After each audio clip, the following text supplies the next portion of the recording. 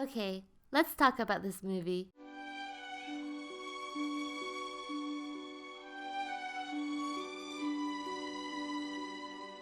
Elle is a psychological thriller and drama directed by Paul Verhoeven. Unsurprisingly, it has become one of the most controversial films of the year. Personally, I'm pretty sure I severed some potential relationships when defending this movie after watching it at TIFF. One of the reasons this film takes so many people off is its comedic aspect. In other words, it's not the subject matter that's unprecedented, but the perceived tone. One person on IMDb posts, "It's a dark comedy about a woman who gets beaten and raped." Well, first of all, it's a little ridiculous that we can have dark comedies about serial killers and pedophiles, but not rape. And second, there are definitely comedic, even laugh out loud moments, but there's a huge difference between, for example, making fun of something funny and ironic funny. Specifically, in Elle, the humor arises not from wittiness or punniness, but from the clash between the supposedly serious and the supposedly trivial. This unexpected contrast often makes people laugh, as if it's a defense mechanism against the gap that is cognitive dissonance. The film establishes this dynamic in its first few minutes.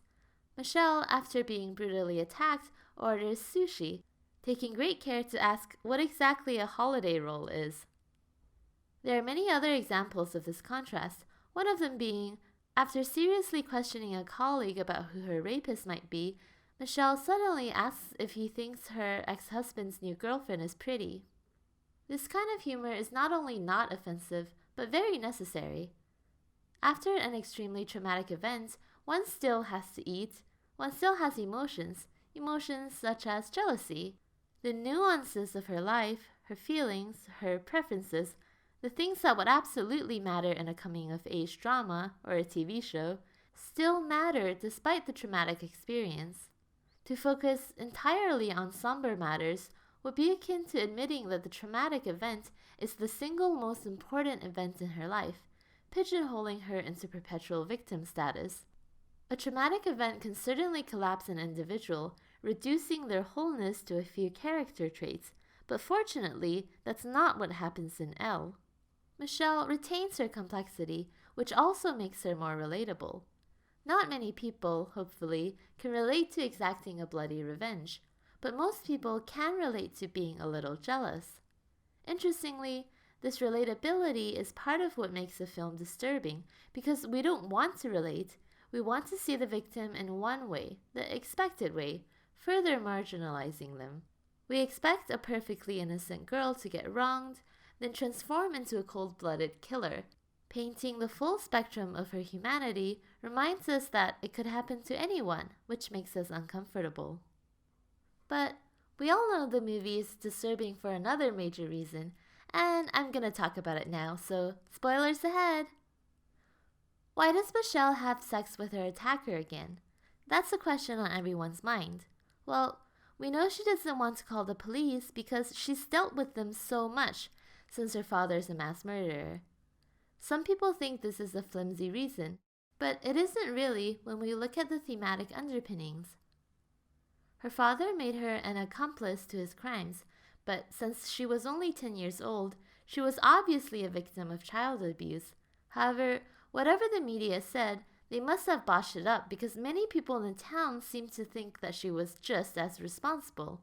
Even her best friend accidentally implies that she was responsible for the murders.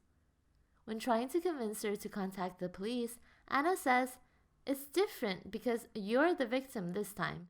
To which Michelle replies, "I was the victim last time too."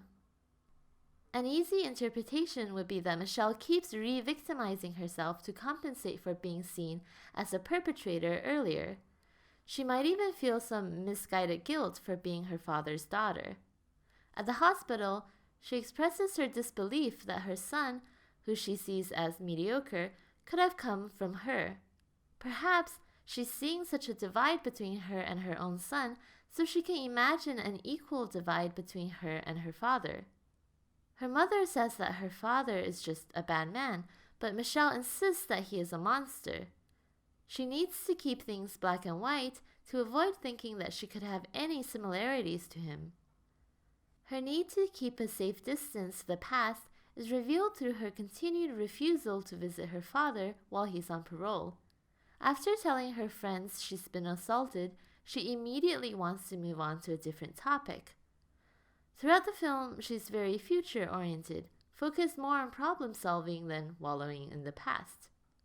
The mind's need to detach from traumatic events is clear, as evidenced by the existence of psychological amnesia. But it's also more complicated than that. Some traumatic events also create an opposing obsession with the past, a contradictory desire to return to the past in order to change it. As disturbing as it is, Michelle re-fantasizes the rape so she can change the outcome in her mind. It's a psychological tug-of-war. This opposing force drives her to try to find out who her attacker is, as well as to ultimately have sex with him again.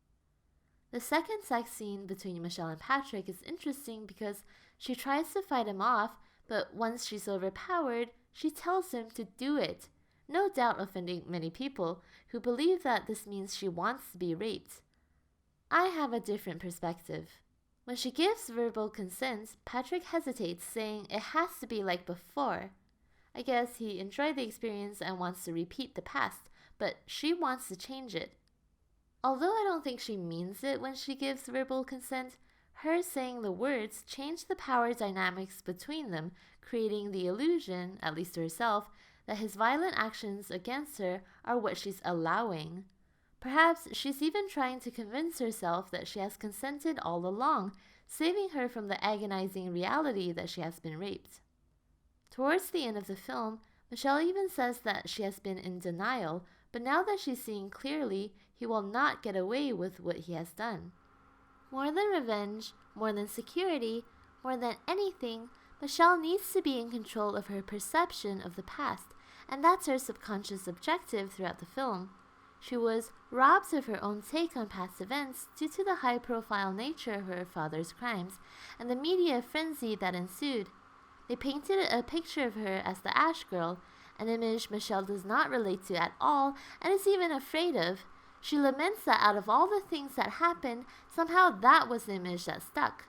Being oppressed by the expectations of others and even being fetishized by others is echoed through the CGI rape subplot. It's a message that spreads insidiously throughout the office and has nothing to do with the truth. It's an unsettling mirror of what occurred in real life, but as media, it's here to stay, unlike our more fluid experiences of memory, which are more subjective. This is a parallel to the media's portrayal of her involvement in the murders. It's unfair, humiliating, and oppressive, and this time she's determined to paint her own picture of the past, to find her own identity. I think she achieves this goal because at the end of the film, she withholds information from the police, feeding them what's necessary and not more, nothing that could help sensationalize Patrick's heinous crimes. Speaking of Patrick, why is she attracted to him? Wow, this is turning out to be a long video, but we have to address the question that's on everyone's mind. The simple Freudian explanation has to do with the cycle of abuse. We learn about love from our parents, for better or worse, and since Michelle's father abused her, she might have come to equate abuse with love. The film does draw connections between the two, the most obvious being their apparent Christianity. But that's not the whole story. How do we explain why Michelle develops a very strong, very sudden attraction towards Patrick before she finds out that he's a rapist? A few people are understandably perturbed, thinking that the message is rape makes the victim attracted to the perpetrator. I think the film cleverly addresses yet does not fully answer this question under the guise of a seemingly irrelevant topic.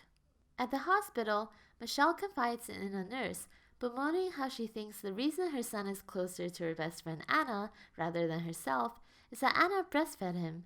She even says that maybe there's some sort of imprinting. Of course, hormones do get released during the act of breastfeeding and during sex, but doesn't the whole breastfeeding bonding theory sound a little dubious? I mean, does Vincent get along with Anna because she breastfed him, or do they just happen to get along? Is Michelle attracted to Patrick because of the rape, or does she just happen to be attracted to him? Is it a combination? The film doesn't provide us with the answers to these questions. It's up to the audience to decide for themselves.